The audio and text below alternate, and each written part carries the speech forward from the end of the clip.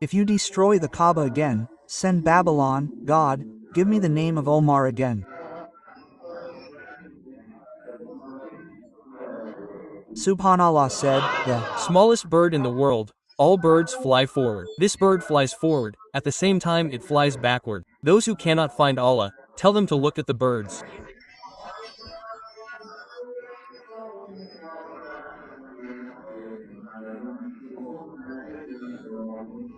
Ila Rahman, Inna Bilishba. Don't the atheists look at my birds? Subhanallah. Here are the birds. How do the birds fly with their wings spread, and when they land, they fold their wings, flap their wings? How do the birds fly in the sky?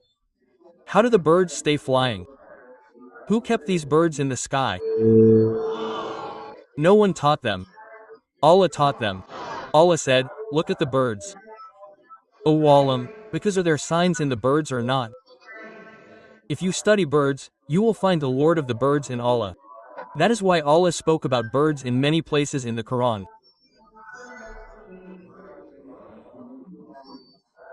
Allah ended with the Ababil bird in Abraha. Then Sayyida Sulayman. Salam had a bird. What was its name? The land was so much, the bird's eyes were filled with gold. It could climb the throne of Sulayman, and the bird could climb it. And how far below there is sweet water. From so high up it could see it and tell. Part of Ashan, listen and share the care.